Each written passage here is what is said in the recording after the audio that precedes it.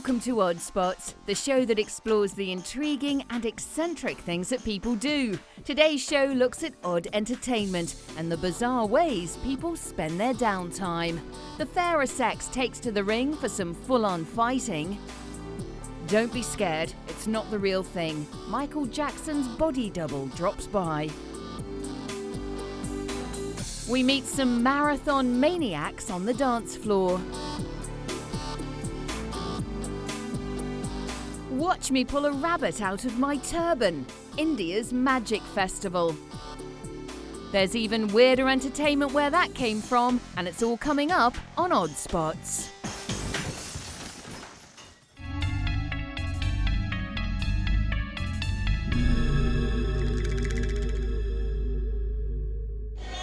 Elvis fans here in Tokyo celebrated the late King's 70th birthday with an impersonation contest that would have had him rolling in his grave.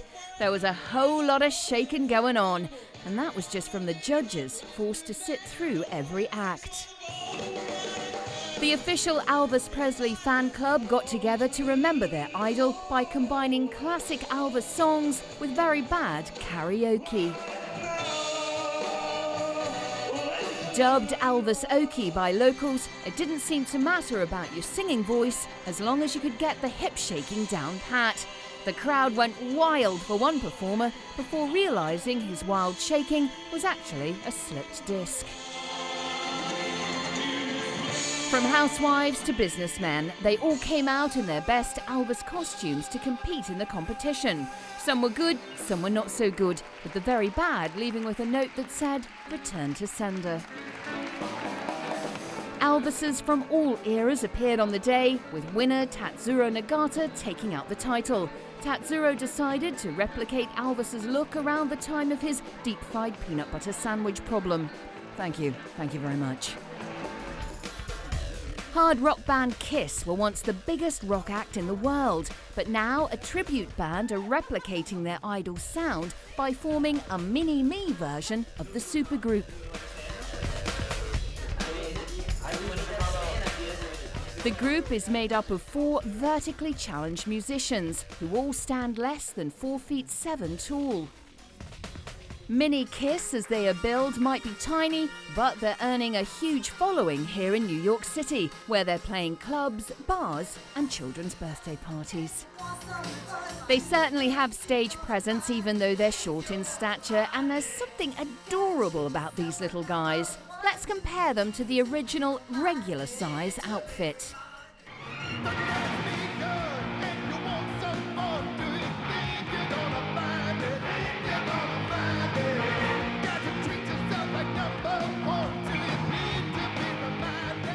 You could be forgiven for thinking this fun-sized version was the complete set of Kiss action figures come to life. Or maybe the real-size Kiss left in the clothes dryer too long.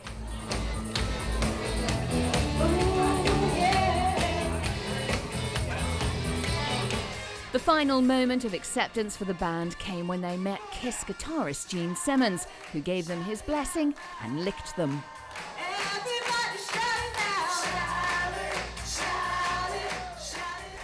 Even with all the controversy that surrounds Michael Jackson, it seems one of his most loyal fans will keep on imitating the fallen king of pop. Meet Rafe Abel, who makes his living by dressing up as the most famous member of the Jackson 5. He says he's still getting plenty of bookings to turn up to events and impersonate the pop star, and not just Halloween parties. Rafe goes through the process of transforming himself from a normal-looking person into the weird Wacko Jacko, complete with pale skin, greasy locks, and a nose that's been remodeled so many times it looks like an ashtray.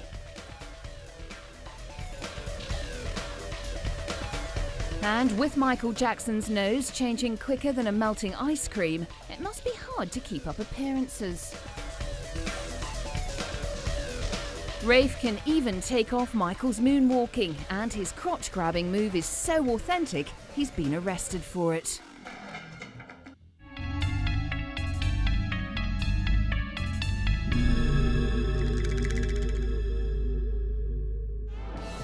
Well, we've certainly seen some strange entertainment so far, but this festival in Italy has to take the cake, or maybe the orange. Yes, this is the Battle of the Oranges here in Ivrea, and the locals are literally being squeezed into the town square to participate.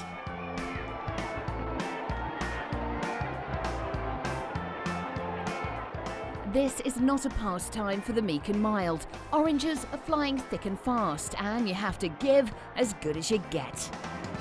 Would someone get that carriage driver a crash helmet?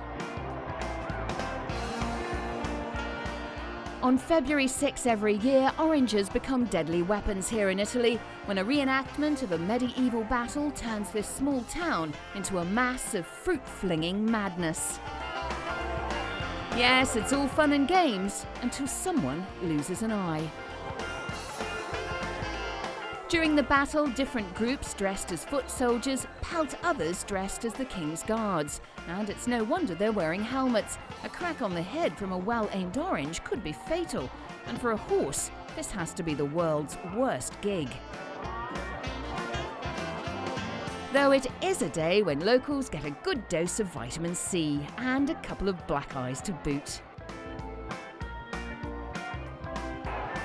At the end of the day, most participants have run out of juice and are feeling pretty squashed. And just look at the mess left behind. It's enough to give you the pip. Grab a set of earplugs. This form of entertainment is right off the Richter scale.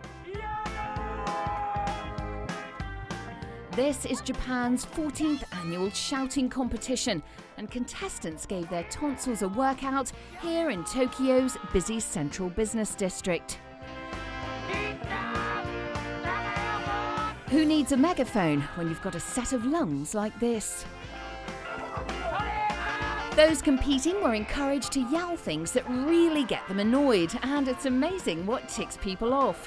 Stop bullying and be happy. Please, let me cut your eyebrow, and don't be a fool, you can't throw Thai rice, were just some of the tirades shouted at passers-by. I don't know what those statements mean, but they certainly were loud.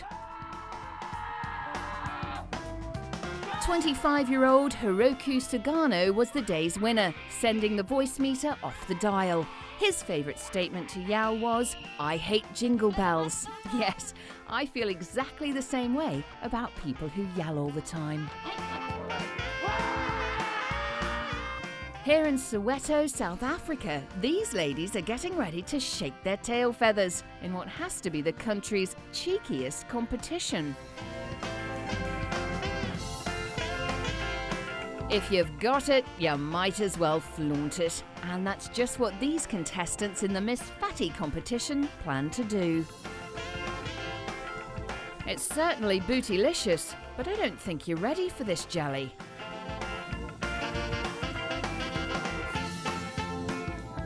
And don't the panel of judges look impressed? Stand well clear, please. Those pom-poms could do someone an injury. It's amazing. Her bottom half is doing the twist, but her top half is doing the shimmy. I don't mean to laugh, but some of those dancers are a real crack-up.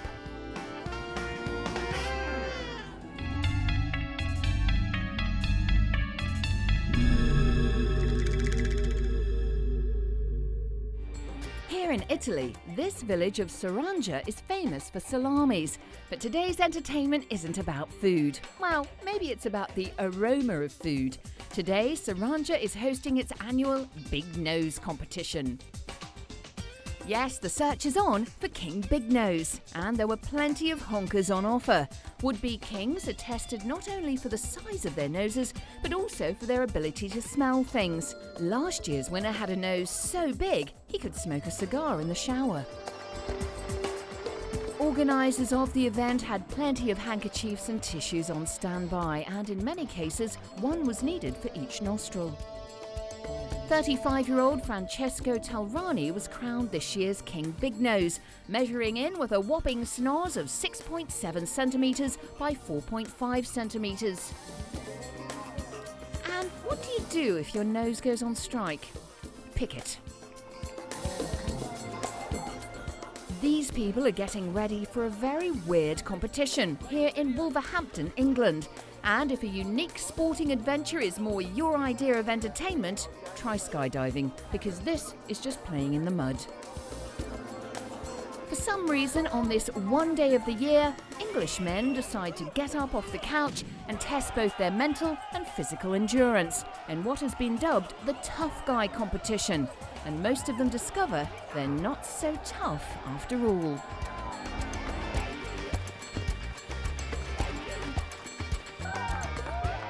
The contest has reached cult status, and it seems you're just not a man until you've waded through this assault course of obstacles and come out the other end crying for your mum.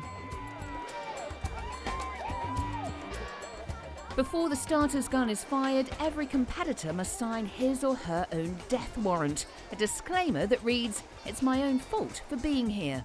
How reassuring. And of course, it wasn't just the men who took part in the mayhem. Many women competed too. One young lady told me she normally spends her Sundays vacuuming and scrubbing out the toilet, so this made a pleasant change. What is it with men and dangerous sports? Here in Germany, the snow is falling and so is the temperature. But instead of taking it easy indoors, these guys are about to get up to some extremely hair-raising entertainment. Locals from this Bavarian town are brave or stupid, or a weird combination of both. Two-man teams will fly down narrow, steep and icy paths on traditional wooden sledges. Extreme enough? Well, there's also no steering and no brakes. Yes, that's right, there are no brakes. And it would have been nice if someone had told this team before they took off.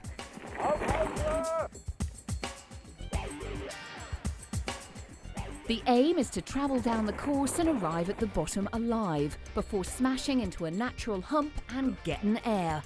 This is what locals call hitting the piste. With no safety gear supplied, you just have to rely on your own padding to supply a little bit of insulation between you and the seat. Despite the dangers of hurling themselves down a hill at breakneck speeds, the bold lads of the region consider it a point of honour, and they'll be nursing bruises on their point of honour for the next few weeks. Some people find standing around all day all the entertainment they need. Take David Blaine, for example. The American magician has decided to stand on a pole here in Midtown Manhattan for 35 hours because he hasn't got anything better to do.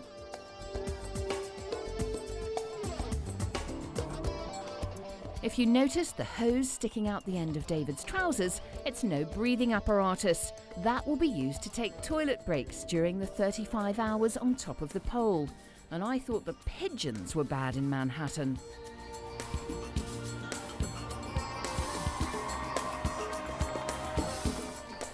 David has to stand perfectly still on top of this 27-metre pole that is less than a metre in diameter for almost 2 days and 2 nights to complete his challenge, which is pretty similar to waiting to be served in the bank.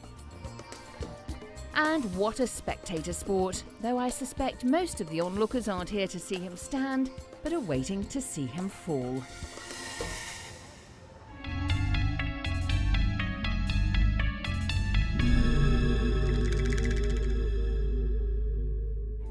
It's every child's dream to go to the circus, but when this one comes to town, it's going to give everyone nightmares. Those daring young men on the flying trapeze have never looked like this. Welcome to the Circus of Horrors. You won't find clowns or jugglers at this circus. These acts are designed to scare the living daylights out of you, sort of like the Bearded Lady. If you don't have a head for heights, look away now. These performers were made into a human mobile as they were hoisted high into the London skies. When I was 8, I ran away with the circus, but when I was 9, they made me give it back. When asked what they thought was the most frightening thing at the Circus of Horrors, many visitors told me it was the price of the hot donuts. Another terrifying attraction at the Circus of Horrors is seeing a man shot out of a cannon. I asked the human cannonball how he got the job, and he said the boss told him they were looking for someone of just his calibre. Let's head to Egypt now, where dancing is what turns the locals on, and it's been their favourite form of entertainment since the 13th century. As well as entertaining the tourists, for those performing this ceremonial dance, it means achieving spiritual enlightenment and bringing on a migraine headache. There's something on my back. Quick, get it off. I hate spiders. The spinning dancers are known as the whirling dervish and can twirl for more than 3 hours. Most of the time they don't want to go that long, it's just that they can't stop. The whirling dervish strive to refine mind, body and spirit and rid themselves of worldly possessions. And when you spin like this, the first thing you'll rid yourself of is your car keys and all your spare change.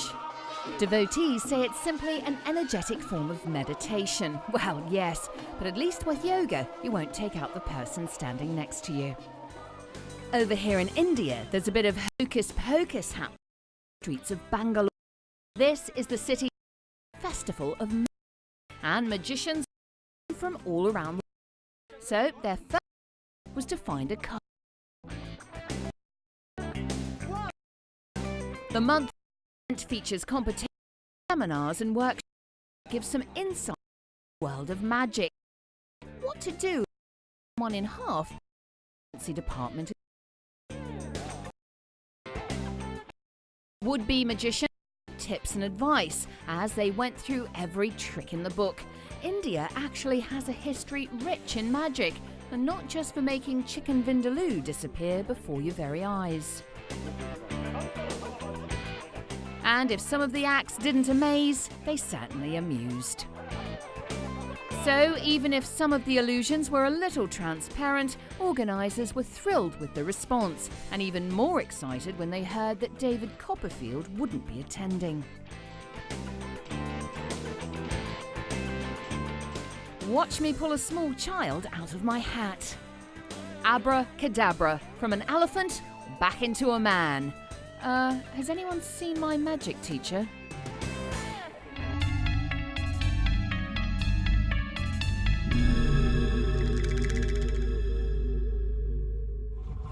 Talk about murder on the dance floor. Here in Lithuania, the world non-stop dancing record has been broken by a pair of teenagers who were on their feet for almost 3 days. 3 days? That's either a lot of stamina or a lot of ABBA music, and it kept the winning couple getting down with their bad selves for a total of 57 hours and 59 minutes.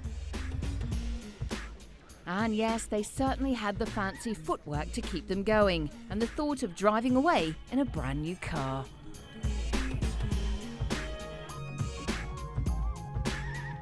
As the marathon wore on, the music stayed fast, but the feet had slowed, and what started out as shaking your groove thang, after 50 hours turned to just shaking. The winners said it didn't matter how badly you danced, just as long as you kept going. Anything was accepted: tap and jazz, jive, swing and disco. Naturally though, anyone found boot scooting was instantly disqualified. It's hardly the most feminine of pastimes, but here in Cambodia, it's female kickboxing that's drawing in the big crowds.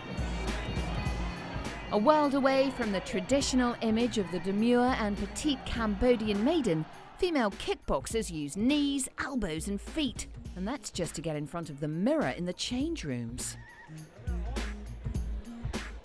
Yes, there's nothing like a cat fight to get the crowd cheering. First, it's an uppercut, then a right hook, followed by a scissor kick to the head. And there's more where that came from if you borrow my hair straightener without asking again. Kickboxing is becoming popular right across Cambodia, especially at the end of financial year sales. And female fighting is far more exciting than the men's version because the girls use fingernails and pull hair. fights are held here at this specially built ring in the headquarters of the Phnom Penh television station. Of course, there's always the worry of serious body damage or even brain injuries, but that concern will lessen now that more blondes are becoming involved in the sport. Let's complete this odd entertainment episode of Odd Spots with a trip to Singapore and the world's biggest Michael Jackson lookalike contest. Yes, it's definitely weird, but it's even stranger that people are actually paying to get in and watch this. You could easily be fooled that this is the real Michael Jackson, but take a minute to look a little closer before phoning protective services. It's actually a local imitator. And even though all of these competitors think that Michael Jackson is a fabulous entertainer, they do have to draw the line at some of his dance moves. The moonwalk is okay, but no crotch grabbing or pelvic thrusting, thank you very much. Officials say the risque dance move is offensive and a bad influence on young impressionable ones, not to mention giving you that high-pitched Michael Jackson voice. Almost all of the performers came dressed complete with the one glove Michael Jackson is famous for, and it's not just for looks. Wearing one pot scourer came in very handy when cleaning up after the show.